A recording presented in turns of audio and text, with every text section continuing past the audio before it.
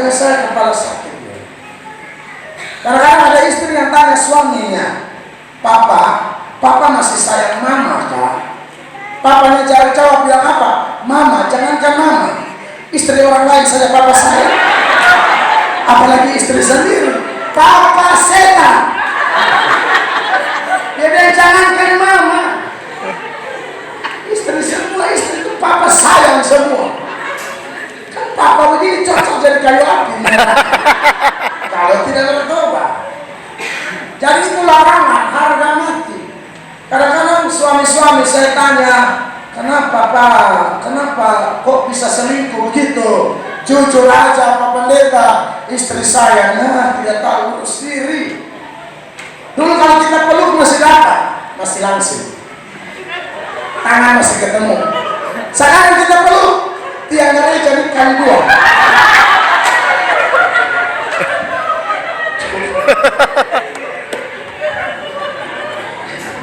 Saya bilang kan janji nikah jelas, setia dalam suka duka, untung rugi, sakit sehat, tidak ada pil, tidak ada will, pria idaman lain, wanita idaman lain.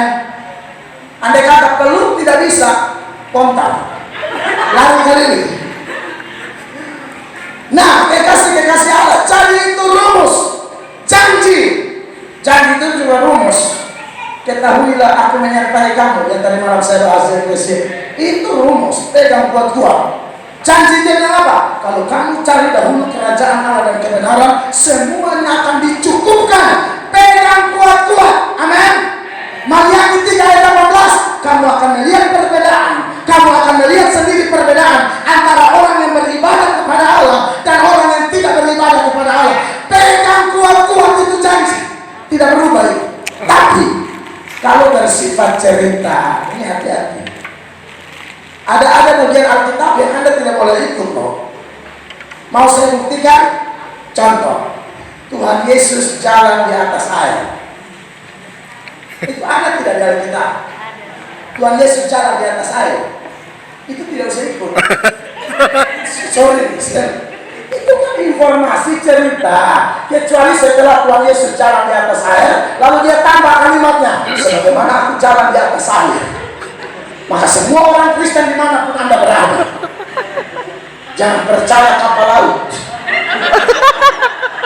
Kau jalan saja di atas air, ya kalau hidup keluar. Itu kan kerja gila. Jangan karena Yesus jalan di atas air, kita juga jalan di atas air. Takutnya ikan hiu sama buaya ya, pikir hadiah Natal. Domba kurampas. Wow, selesai anak pebisnis. Tuhan Yesus puasa 40 hari. Amin. Kalau puasa biasa ada. Tapi kalau Yesus puasa 40 hari, tidak ada data memaksakan Anda harus puasa 40 hari. Di Alkitab cuma 3 orang. Tuhan Yesus, Elia, Musa. 40 hari puasa. Sementara jemaat berdatangan, haleluya, Tuhan berkat. Memang opan ini on time, jadi luar biasa.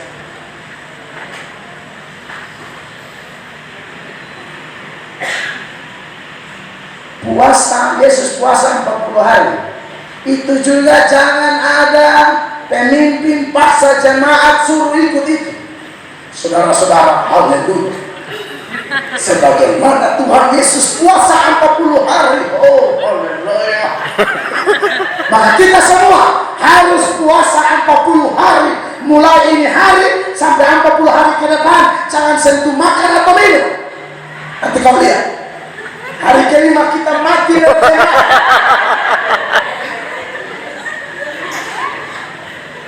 Di gereja kami juga ada puasa tiap minggu wajib, tapi kan bukan 40 hari. Tuhan Yesus tidak menikah, betul? Ini jangan ikut bagian jomblo. Ingat, yang muda-muda engkau yang tidak tahu mau menuju mana, dengar. Yesus tidak nikah bukan berarti itu menjadi rumus. Sebagaimana Tuhan tidak nikah, kalau ada yang SMS saya balas. Sebagaimana Tuhan ku jomblo, maka aku sendirian.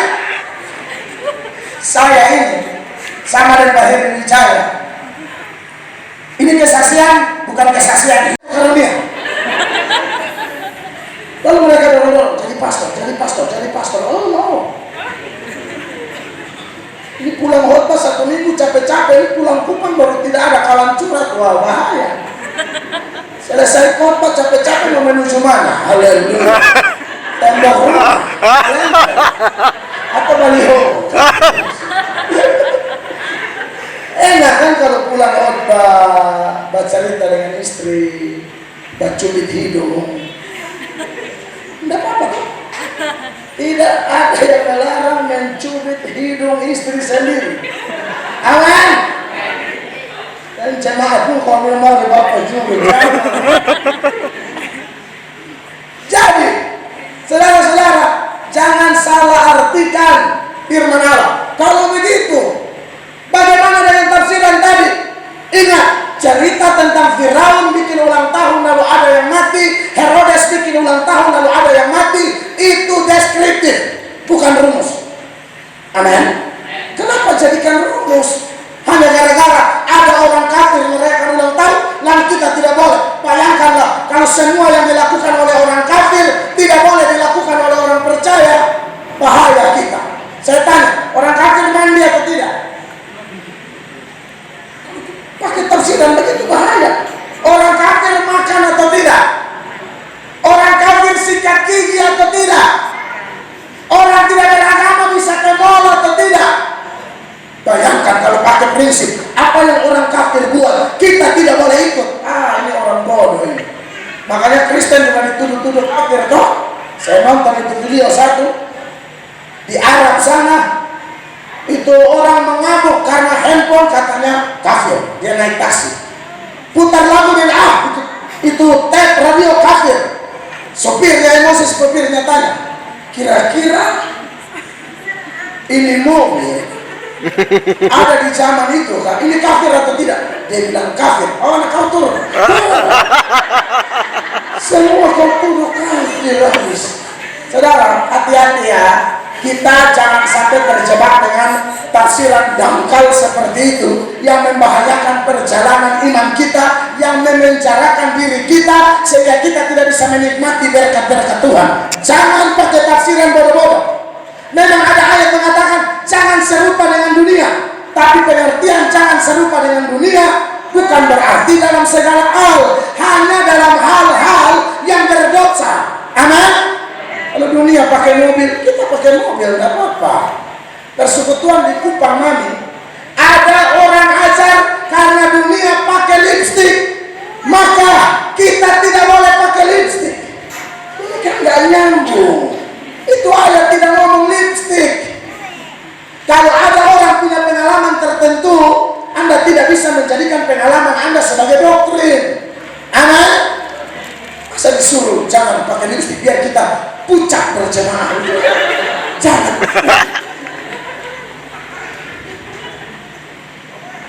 Yang berikut, lalu bagaimana dengan Ayub kutuk hari lahir, Yeremia kutuk hari lahir? Saya mau kasih tahu sama saudara, Alkitab kita adalah buku paling jujur. Amin. Kelebihan tokoh Alkitab dikasih tahu, kelemahan tokoh Alkitab tidak disembunyikan. Amin. Sesaleh-salehnya Ayub, Ayub tetap manusia biasa. Anda bayangkan Ayub punya masalah, kita semua pernah hadapi masalah, tapi dibanding dengan level masalahnya Ayub, saya rasa itu terlalu berat. Harta semua rata, masalah bencana beruntun, satu belum selesai, satu sudah terjadi, satu belum selesai, satu sudah terjadi. Anak 10 orang meninggal semua. Anda tahu harta yang paling berharga apa? Masih ingat keluarga cemara? Harta yang paling berharga adalah keluarga. Itu kalau dikaitkan dengan Kristen memang cocok. Manusia itu harta paling berharga, karena satu manusia untuk bayar satu manusia tidak bisa pakai perak, emas, dolar, euro, pound sterling, mutiara, permata emas. Bayar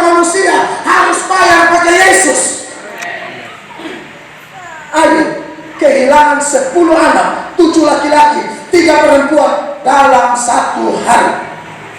Orang tua mana? Papa mana? Mama mana? Opa mana? Oma mana yang bisa tenang kalau dengar cucunya lagi sakit? Sudah begitu lagi orang yang paling dekat, istrinya tidak dukung dia lagi. Padahal istri ini penolong, butuh dukungan. Suami lagi drop, suami lagi susah, istri harus ada di samping. Tidak usah omong banyak, kau dekat bikin teh, peluk-peluk dia saja, dia kuat. Ini suami sudah hancur-hancuran, istrinya bilang begini di Ayub pasal 2 ayat 9 dan 10, catat saja ayatnya. Istrinya bilang apa? Kutukilah Tuhan Allah dan kau matilah. Ayub bilang apa? Kau perempuan gila. Kamu hanya mau yang baik dari Tuhan, tapi yang tidak baik kau tidak mau. Yang sudah menikah di sini, suka duka kita jalani bersama. Amin. Amin. Jangan abang banyak uang, adik sayang. Abang mulai parah-parah, adik mulai Scooby-Doo, lari. Jangan begitulah. Dalam kondisi begitu, muncul ayat 3 tadi. Manusia biasa toh, kitab suci memberi kejujuran itu.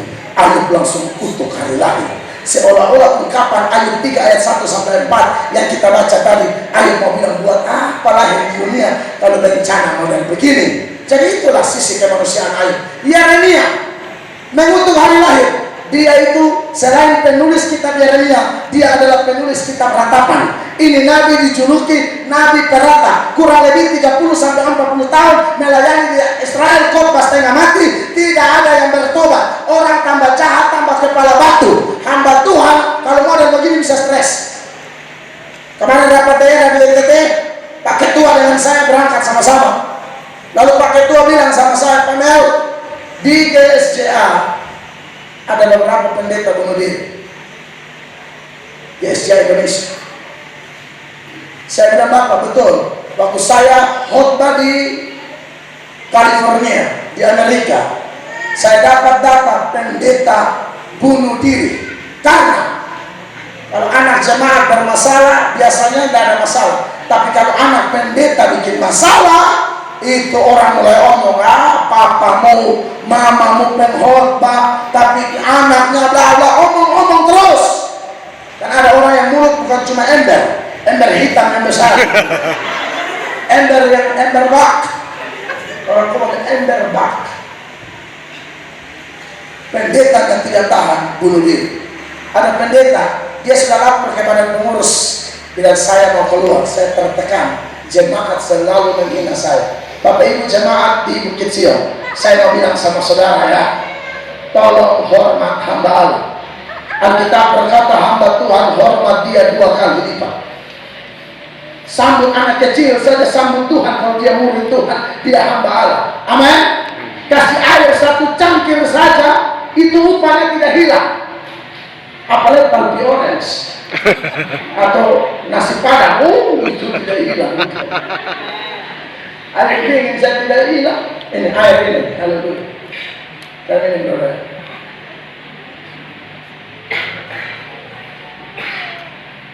Jadi, itulah kejujuran kitab suci. Aman saudara? Jadi kalau saudara mau lihat hidup saudara secara jujur, banyak-banyak belajar Alkitab. Ini kan cermin. Yakobus bilang, jangan terima firman Allah seperti kaca spion. Spion itu pakai lihat orang.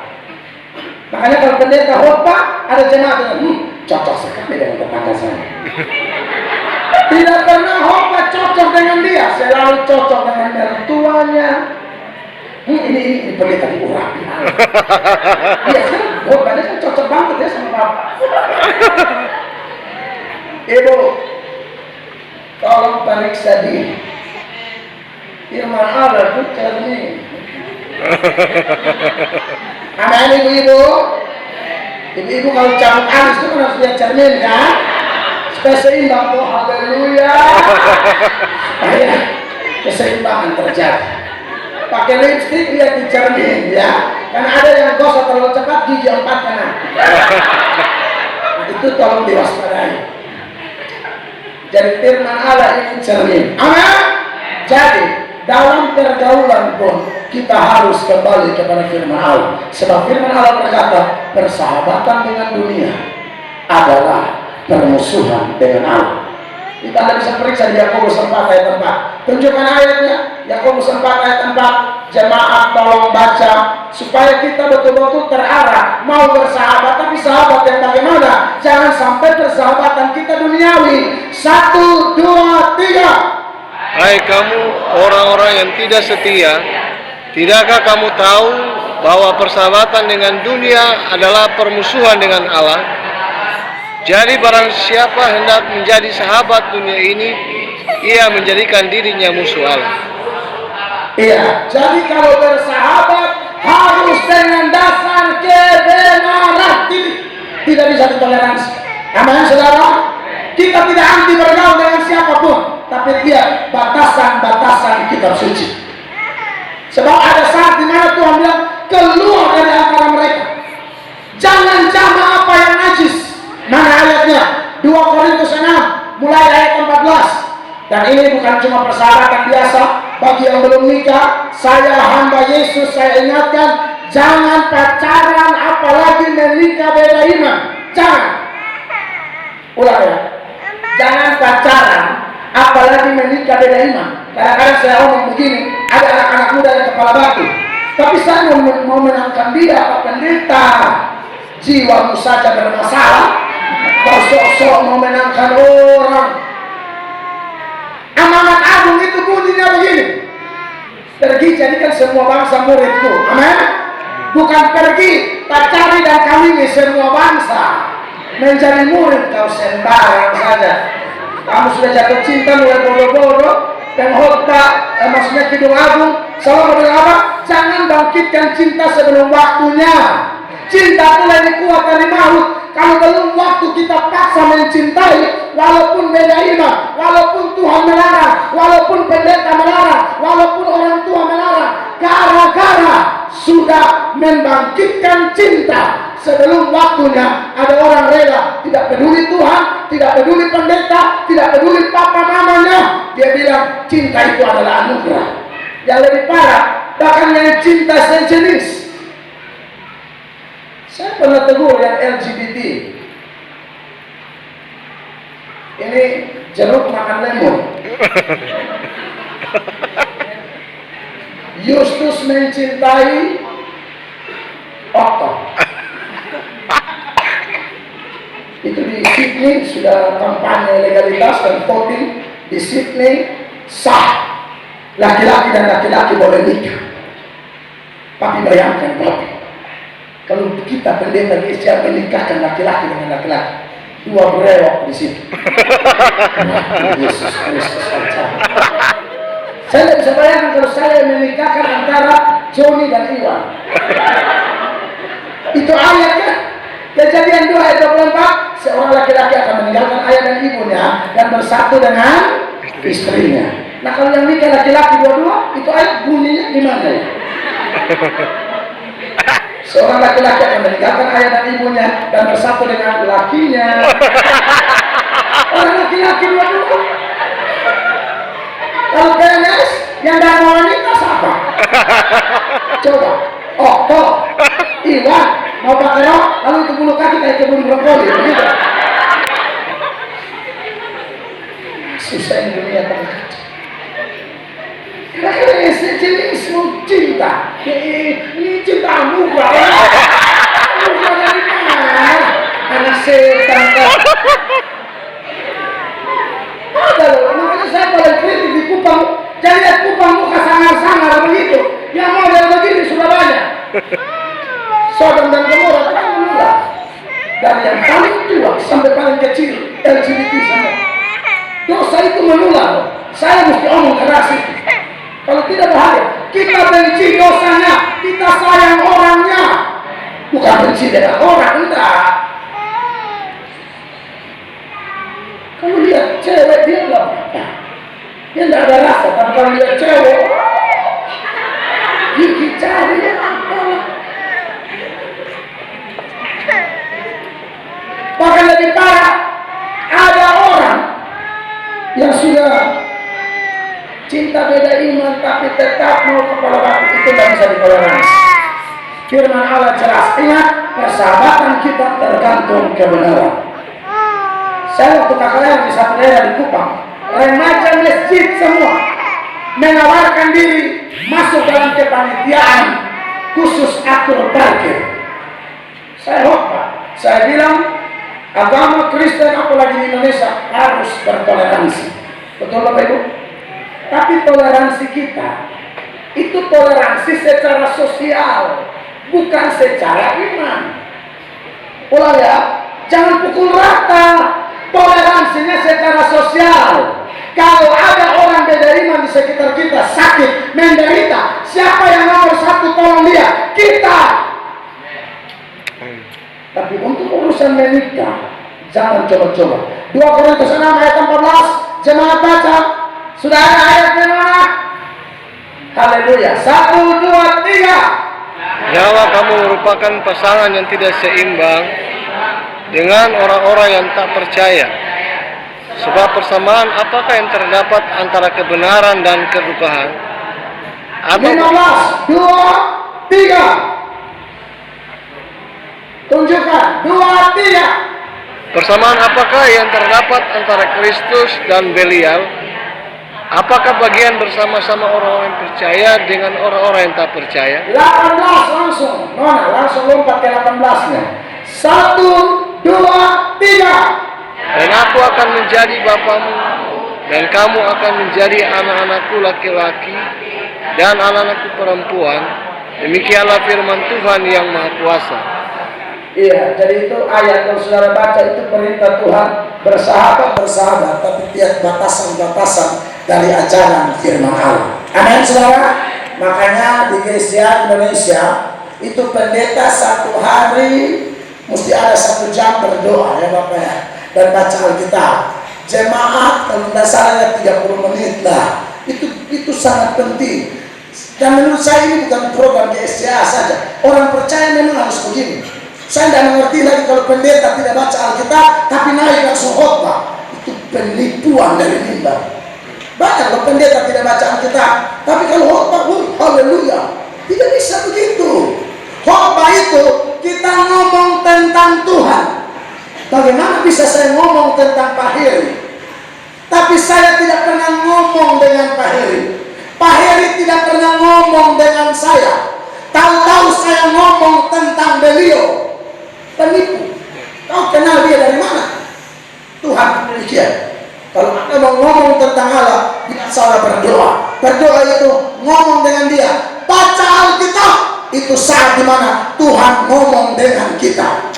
Dan bacaan saya terakhir untuk tahun ini sudah di Wahyu pasal 14. Pasti habis tahun ini, pasti habis. Masuk 2020 ulang dari kejadian, habis. Harus habis.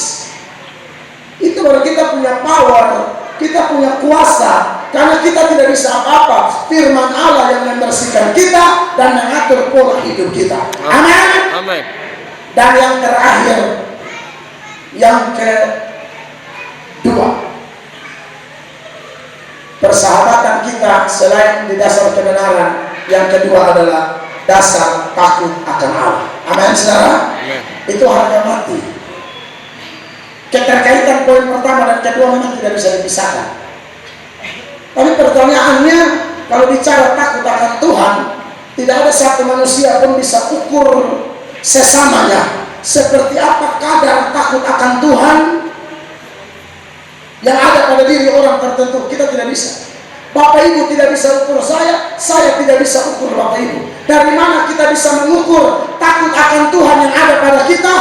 Ingat, takut akan Tuhan terkandung 2 unsur. Yang pertama unsur kebencian, yang kedua unsur kesukaan. Kebencian terhadap apa? Kebencian terhadap dosa. Jadi saudara mau ukur saudara takut Tuhan atau tidak, silakan ukur. Sebesar apa kebencian Anda terhadap dosa?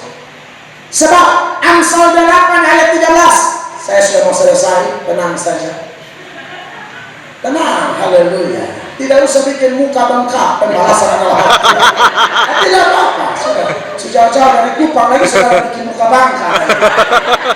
Amsal 8 ayat 13. Haleluya.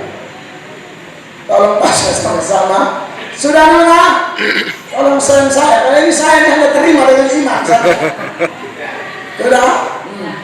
1, 2, 3, cepat. Takut akan Tuhan ialah membenci kejahatan. Aku benci kepada kesombongan, kecongkakan, tingkah laku yang jahat, dan mulut penuh tipu muslihat. Saudara menjadi sahabat bagi orang Amin. benci dosa. Dosa apa? Sombong. Orang sombong tidak ada teman. Ya. Orang sombong itu hanya datang kehancuran. Saudara, takut Tuhan, ini dasar persahabatan kita. Dan kalau takut Tuhan, benci semua dosa. Semua dosa harus dibenci. Tapi yang dicontohkan oleh penulis di sini, yang paling pertama, sombong. Sombong itu sikap hati. Itu tidak kenal miskin atau kaya. Ada orang yang miskin tapi sombongnya minta ampun. Orang pikir sombong itu dosa orang cantik, dosa orang tampan, dosa orang kaya. Ada yang sudah tidak cantik, tidak tampan, sombong lagi. Saudara tahu manifestasi dari orang sombong apa? Tidak mau diatur. Ya. Tanda dengan saudara tidak mau diatur, padahal aturan itu benar-benar kebenaran, dan Anda tidak mau, itulah bukti Anda sombong. Makanya setan itu, sudah tahu setan itu apa? Setan itu kan mantan malaikat. Tahu tak? Setan itu mantan malaikat. Setan itu adalah malaikat yang kehilangan kesucian tapi tidak kehilangan kuasa. Jadi setan lawan fightnya malaikat, bukan kita diinjak mati. Kalau setan itu kayak cecak, kita kayak nyamuk.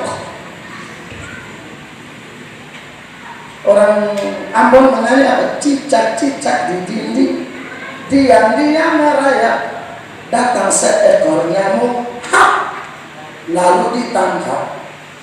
Tapi saudara jangan takut, kita punya Yesus. Amin. Kalau cecaknya datang, saya pegang nyamuk ini, kira-kira cecaknya berani makan atau tidak?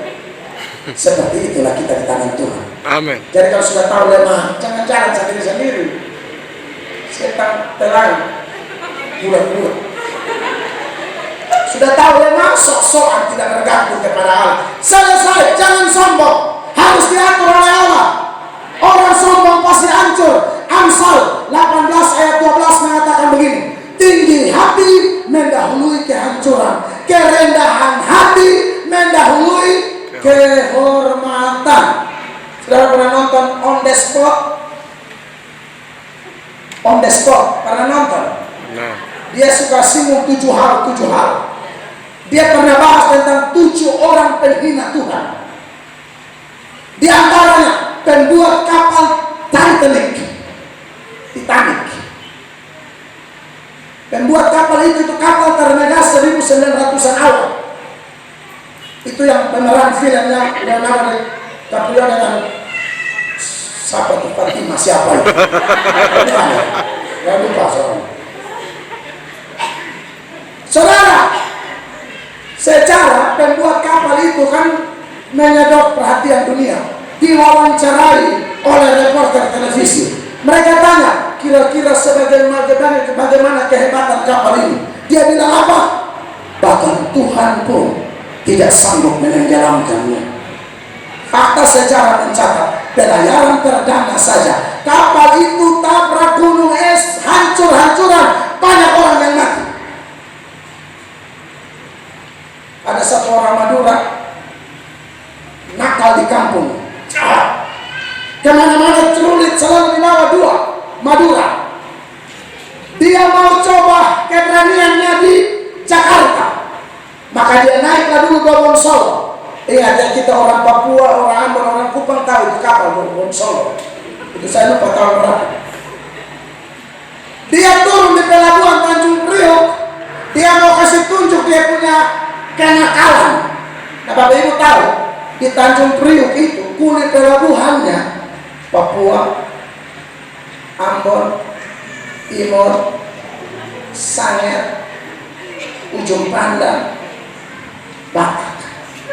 Ini barat semua. Oh, ini garis keras. Si Madura salah alamat. Madura datang dalam keadaan mabok parah, kurus kering. Turun di pelabuhan, kena tiup angin laut, miring-miring. Pegang celurit dua. Dia tunjuk orang pelabuhan semua. Kalau ada yang sentuh tak celurit. Kalau ada yang sentuh tak celurit.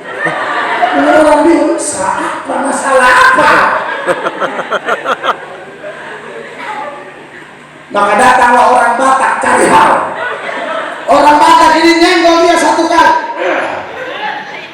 Maduranya hampir jatuh sambil berkata, satu kali. Kali kedua Batak itu senggol lagi. Dia bilang 2 kali. Kalau sampainya 3 kali, tak bikin gule deh. Yang ketiga Batak senggol. Batak falungku di dalam. Jeger 2,5 meter. Ngos-ngosan napa satu-satu. Batak bilang kalau 3 kali mau apa pulangnya kau. Madura ada begini, aduh bang, saya akan cuma hitung. Tinggi hati mendahului kehancuran. Amin. Kerendahan hati mendahului kehormatan. Orang tinggi hati Tuhan tekan turun dia sampai rata. Orang rendah hati ala promosi Anda tepat pada waktunya. Beri tepuk tangan yang mulia. Karena saya ada kejahatan lain, tapi saya mau selesaikan. Yang kedua, ngomong takut akan Tuhan ada unsur. Tadi kan ada 2 unsur, kebencian dan kesukaan. Anda bilang Anda takut akan Tuhan, ukur diri masing-masing. Sebesar apa kebencian Anda kepada dosa, dan sebesar apa kesukaan Anda dan saya terhadap firman Tuhan. Mazmur 112 ayat 1, dan kita ini ayat terakhir. Saya janji terakhir. Ini yang paling bikin sukacita ini. Ayat terakhir. Mazmur 112 ayat 1, 1, 2, 3. Haleluya. Berbahagialah orang yang takut akan Tuhan, yang suka kepada segala perintah. Saudara takut Tuhan, sebesar apa kesukaan Anda kepada firman? Orang yang suka firman, saya beri nama ini gairah kudus. Sementara khotbah ini disampaikan, sudah ada semacam gairah dalam dirinya untuk mempraktekkan. Itu orang takut Tuhan. Amin. Ada gairah dalam dirinya, aduh Tuhan, cepat sudah, kita mari praktekkan. Amin. Bukan pendeta hobat tidur. Sudah kalau tidur di rumah. Kadang-kadang pendeta lagi hobat di depan pendeta, nggak jaga perasaan pendeta. Di depan saya. Ini sebenarnya pesta keliling setengah Indonesia. Hanya lihat begini. Janganlah datang gereja. Mesti fisik terbaik. Amin. Amin. Jangan bawa setan dalam gereja. Amin. Amin. Iman bertumbuh dari mana? Pendengaran akan firman. Pendengaran toh. Pendengaran akan firman Kristus. Roma 10 ayat 17. Jadi jangan tidur. Nanti aku hidup susah terus tuh. Karena tidur. Ayo bangkit dan berjalan. Amin. Tapi kalau mau tidur nanti pulang bersama setahun tidak apa-apa. Nah, ini tidak ada yang tidur di sini. Saya lihat bagus. Ini mencegah. Amin. Tuhan berkati. Beri tepuk tangan yang meriah bagi Tuhan. Saya selesai. Haleluya. Mari kita berdiri bersama-sama, jemaat terkasih.